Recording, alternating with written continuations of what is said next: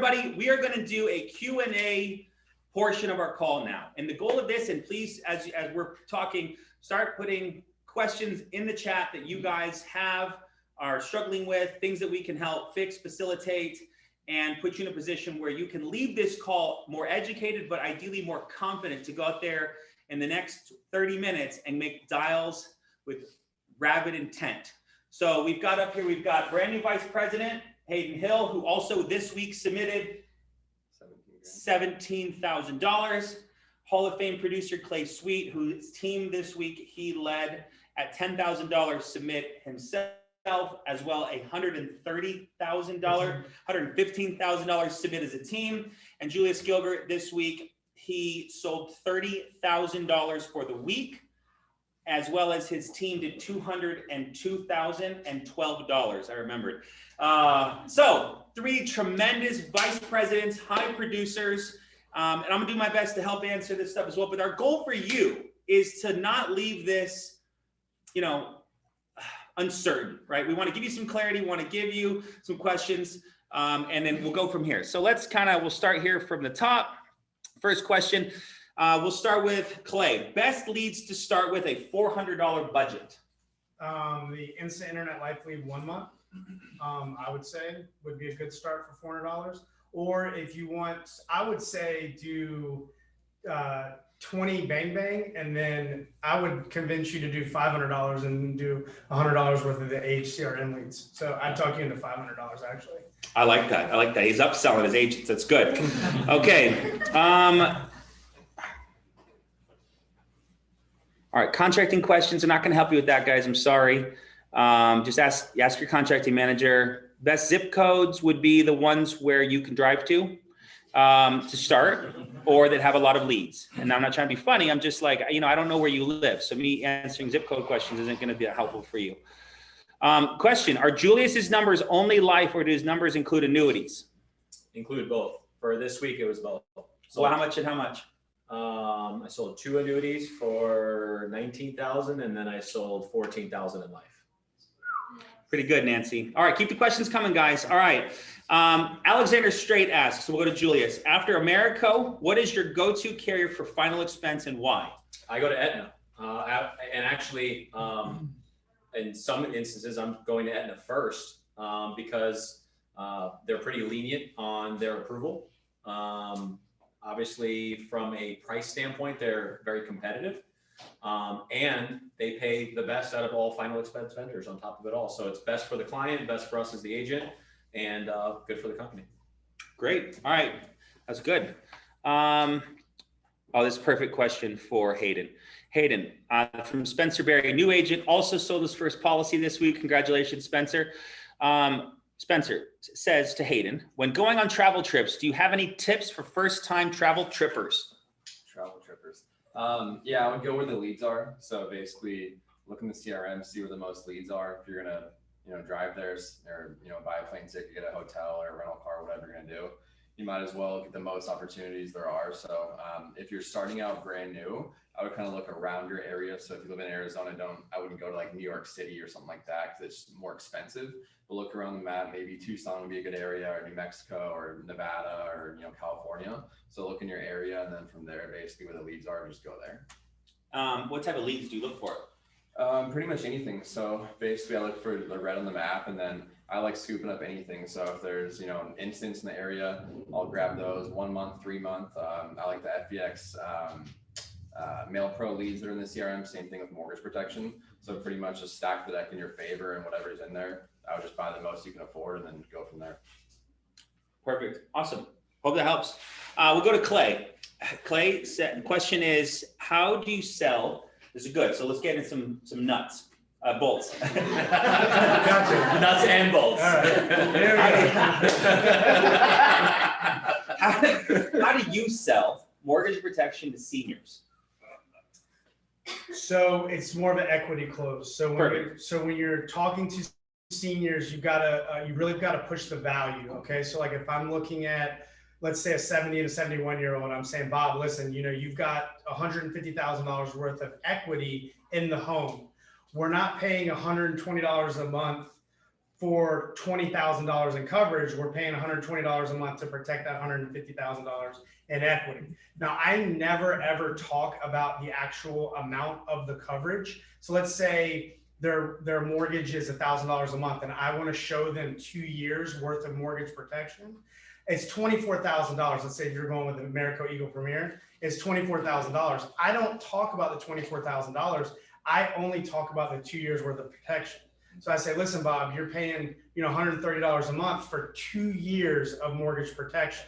So if you were to wake up yesterday, Mary would have plenty of decisions to make whether or not she wants to sell, stay in the home, move a family member in. Let's say that the equity in the house has dropped because the market's dropped. You need time to figure out what you're going to do. So when I'm selling specifically to seniors, I'm selling the value of time because that's what you're there for. So basically, you don't want to hit hard on the actual the amount of the policy. You want to hit hard on the time that it's going to give them. There's one other thing so I do everything that Clay mentions. There's one other thing that I like to do on the front end. So when I know I'm walking into a senior's home that's looking to protect their mortgage, one of the first things I do is I say something to the effect of, hey, Bob and Mary, now I'm sure you can understand most people don't look to cover their full mortgage when you're 70 years old, because you can imagine at 70 years old to cover $200,000 or $300,000 of mortgage, that might be as much as your mortgage, and you'd kick me out if I showed you a payment as much as your mortgage. Am I right? They're like, oh yeah, every time. They agree. So I'm like, let me talk to you about what most of my clients do, and then that already is bringing down their wall, so they don't expect to get something to pay off their full mortgage. They're expecting a different strategy. So it's leading on the front end, so you don't smack them upside the head later on in the meeting. Something I'll add to that as well is, these guys have done it more than I have, so I know better, of course, but just another tip I like to use is basically once I go through the financial inventory and I'm at the bottom, if it's a couple, then I'm gonna ask them, about each other. If it's a single person, they have like kids or whoever's gonna be taking over the house, what I'll basically say is, so John and Mary, if they're a couple, obviously, if something happened to you guys tomorrow, Mary, would you want to stay in the house or would you sell the house? And John, what about for you? Now, if they say they would stay in the house, great, I'll keep on going with it. If they say we'd probably sell the house, then basically I do the equity protection and say, great, so how many months do you think you guys would need to basically sell the house? Most people like 6 months, some people like 9 months, some people like a year or 2 years, and then basically show them, mortgage payments for 6 months, 9 months, a year. Sick. It's awesome. I gotta add, one thing I would always add is like, are you gonna rent, sell, buy something new, or do you need time? And kind of putting out the things that could end up happening is always a great way for you to be able to tell people, is for you to be able to put in perspective, like, these are the only decisions you have. You're gonna move someone in, or you're gonna rent it, or you're gonna sell it, or you need time to decide. Like, so so they can't come back to you and go, well, I need time, or I'm going to sell it, or my kids are going to move in. Well, I just asked you if you were going to rent it. And you said no. You said you're going to sell. So like, it's eliminating every single possible objection before you actually show them numbers. There's one other thing that I like to do, just a little nugget that I ask them a question. So, hey, Bob and Mary, if you don't make the mortgage payment, what does the bank do? And I wait. And they say, well, take the home loan. Like, exactly. So what we're doing is the most critical period of time is that first year after a person passes away, because that is when a home is lost, and that is when a house can go to foreclosure. So what we're trying to do is prevent that from happening. So I'm just giving a nugget so they agree on the front end, and then they understand why we're trying to protect that time so they don't lose the house and the equity. Perfect. So perfect. Thank you for that. Excellent question. Okay, this is a good one too. Just back to this is great. How do you, whoever wants to jump in first, since you guys are all killing it, how do you set the table to get immediate drafts? Who has the most immediate drafts, do you think? Pretty much everything I do. I only do immediate drafts. Then let's hear it. So basically, I'm like, this is how insurance works. We're going to, submit a policy. So this all goes to setting the table. So I'm telling everything in advance. So like, I'm letting them know before we even start filling out the financial inventory or the client suitability sheet, what's going to take place. They're going to verify that you are who you say you're with your social security and your banking information. This is the way that insurance works. They're going to check what's called your MIB report, Medical Information Bureau. They're going to check your prescription, health, and criminal history. And if they decide, because it's completely up to them, to approve you, you're going to instantly be approved. Great news. You're looking for that draft. So we're setting up the payment today. And what we're hoping is that we get an answer today. So sometimes it'll take them upwards of 10 days to let us know, but we're looking for approval today. So I don't do the whole, like, I'll call you back in a couple of days to let you know if you've been approved. I've switched to letting them know before I leave the home that they've been approved. So there's no ifs, ands, or buts about it, about that money coming out. So pretty much everything that I write gets issued like the next day or that same day. So something that I'll say sometimes is basically, okay, great. So the first one's going to come out in the next, 2 to 4 days out of your account. After that, you get to decide on what day of the month the premium's going to come out each month. So today's the 10th. We can do any day between the 1st and the 28th. If that day is on a weekend or a holiday, it'll just be the following Monday or the following day. So your first one's going to come out here in the next 2 to 4 days. After that, what day works best for you guys? I do something similar to Hayden. So when I'm actually inputting the information into the application is when the first time I'm even bringing it up. And I just say the way this works, that's my transition line. As I say now, Bob and Mary, the way this works is if you're approved, your first payment will come out within 24 to 48 hours of approval. That way your coverage starts right away. Then after that, it comes out every 30 days. That's it. Money. Never get a kickback. Money. Okay, good. This is a clever question. Do you pitch Americo or just give 3 options for life insurance? Julius. I find the best fit for my client. I always lead with Americo, but if Americo is not the best fit for my client based on medical eligibility or any other factor, then I'm going to pivot to something else on final expense. Like I said, it's Aetna. On a mortgage protection, it might be something else, right? It just depends on their medical eligibility, but typically it's lead with Americo.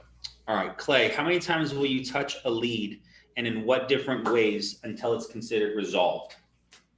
I mean, it's not resolved until like I'm knocking on the door and, trying to talk to them. I mean, basically like, now I don't sit, I think there's a fine line of like continuously working old leads and never buying new ones. So I'm always looking ahead, but if I've got time in between appointments and like, let's say I get no-showed, then I'm constantly, I'm always looking ahead. I'm always buying ahead, but I'll consistently look back. I'll say, okay, I'm in Buckeye. I've driven all the way out here, my favorite place. I've driven all the way out here. I just got no-showed. What leads do I have in Buckeye that I can go door knock? So, but what I don't do is I don't say, well, I already spent $1,000 last week and I couldn't get half of them on the phone. So I'm not going to buy new leads this week. So I'm always buying forwards, but I always look backwards when I have the time to do so.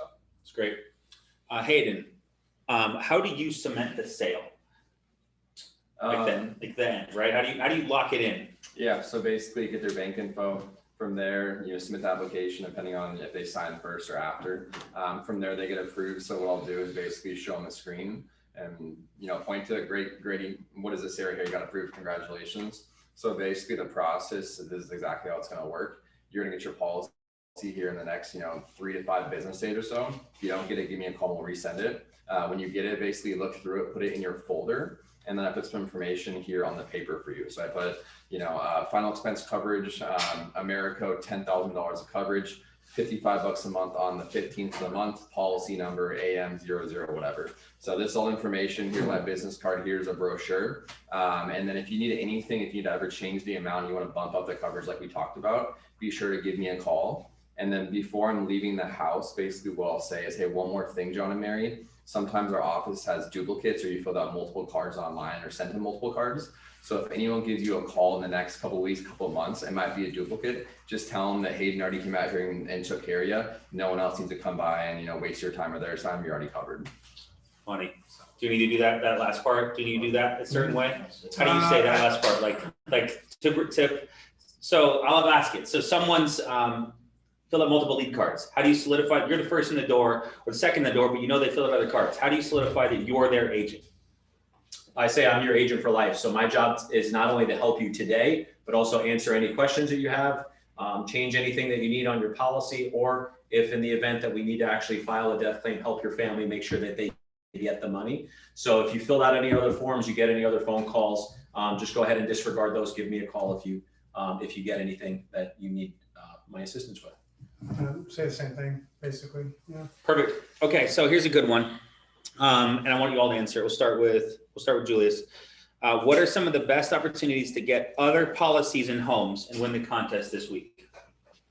Kind of like Grady said, is look for other avenues. So if you're sitting with a final expense client, lots of final expense clients, you can add on an accidental. because as long as they're under 70 years old, they're eligible for an accidental policy. You have kids in the home, or if you're sitting with a lady and she happens to have grandkids, look at children's whole life policies. Those are great add-on policies.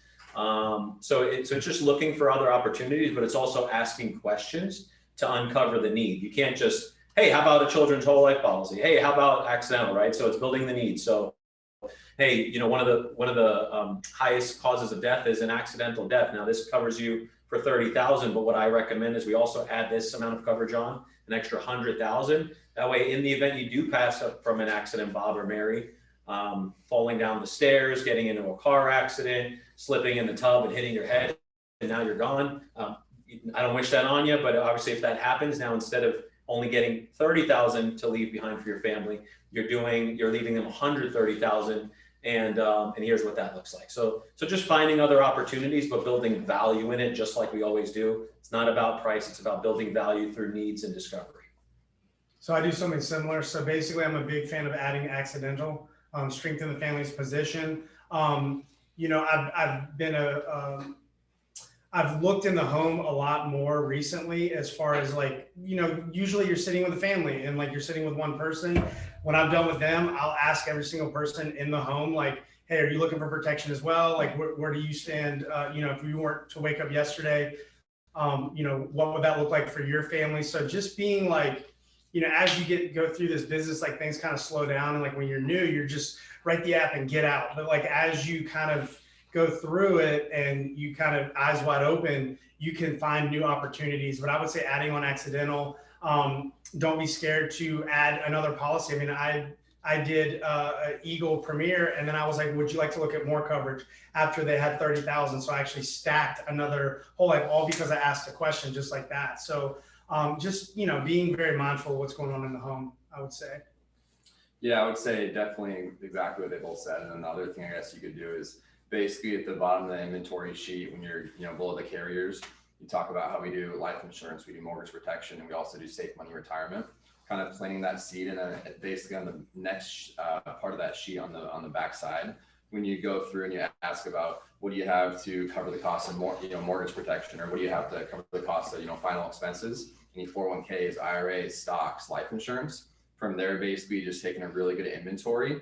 And a lot of times, if it's a mortgage protection, I'll read the policy and say, do you have any final expense policies? Or they might think that it might be a final expense appointment. You're at the final expense appointment, they have some old life insurance or life insurance that's expiring. You say, so now we have your final expense set up, but what about that life insurance? And basically just trying to tack on and add more value. It's awesome. Hashtag app contest this week in Slack if you got any big 3, 4, 5 apps in the home. We'll go to Julius. This is from Steve. If you buy 100 leads and set 20 to 30 appointments, what do you do with the other 70? I know door knock, but week after week, there is no way to door knock that many.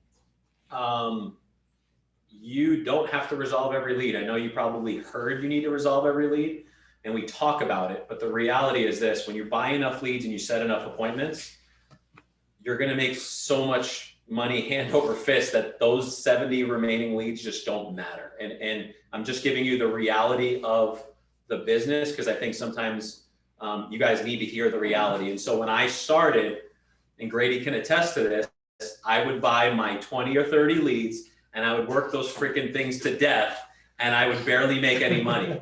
And then I would call Grady and I would say, Grady, I have the wrong number. The address is incorrect. It's the wrong person. He's like, who cares? Dial the next one, buy more leads. And I'm like, I just wasted $20, right? Wait, $20. So remember that? Right? Yeah, I remember. So stop worrying about what's left over and focus on the customers that are really interested and really need your help and want your help. So, that's the one thing I would tell you is always buy new leads, work with the people that want your service and want your help, and all the other stuff, it really doesn't matter. Obviously, door knock what you can in between, but if you can't resolve them, dial them again, but always focus on new leads, because new leads is the blood of your business. I'll hit on that real quick. So just to put it in perspective, if you bought 100 leads, and even if you bought brand new final expense for 20 bucks a lead, that's $2,000 that you spent. If you got a hold of 30 and you sold 10, then you made average apps $1,100. Would you make $11,000 out those? I'll take that all day, every day. So, just put it into perspective. It's not about each individual lead. It's as a collective, how much you're spending every week as opposed to what you're making. Cool. So Steve, an additional answer would be that, as Clay mentioned earlier, being in Buckeye, you would put those in a Road Warrior, which is an app that you can get, and you can then be able to go door knock those other 70 that didn't resolve. In addition to that, what's also good, I don't know if your intention is to build a team, but one of the greatest assets you can have as an agency manager is an archive of old leads, because just because those 70 didn't answer you on this specific dial day does not mean that they weren't out of town, or they just didn't like the number, or they were in a bad mood, or they weren't home, or whatever. And you give those same batch of 70 leads to another agent, they dial the guts out of them. I keep saying guts a lot. They dial the heck out of them. And we know what happens. They go book 10, 12 appointments out of those 70 leads that you weren't able to resolve. So there's no leads are dead until that you resolve them all. So just start to collect an archive. But just like they eloquently said, if you've made your money on them, don't try to squeeze another 30 appointments out of those other 70, because it's not going to happen and you're going to drive yourself crazy. Go buy new leads, but keep those as an archive. So Clay, do you quote your clients first? Or no, we'll go to Hayden, because I know you sell a ton of Americo. You both sell a lot of Americo. But do you quote your clients first, or do you do Americo pre-check first? Can you explain that? Yeah, most of the time you kind of know what they're going to qualify for if you know the underwriting, but sometimes you get a, curveball, out of left field and they get declined and you're like, John, are you sure you're not on any medications? They're like, yeah, I've never taken any. And it's just kind of weird, but yeah, basically what I will do is I will basically choose the company. That's how I do it. So I'll talk about America, and then basically quote them, this 10,000, this 15,000, this 20,000, or whatever kind of, amount you're showing them an appointment. And then from there, basically go through the application. If they get declined, that's exactly why I'm a broker, Grady. We have other companies that can cover you. And so from there, basically I'll pivot to Aetna or AMAM or whatever the company is I'm going to, basically re-pull up those new quotes, and then basically just go from there. Awesome.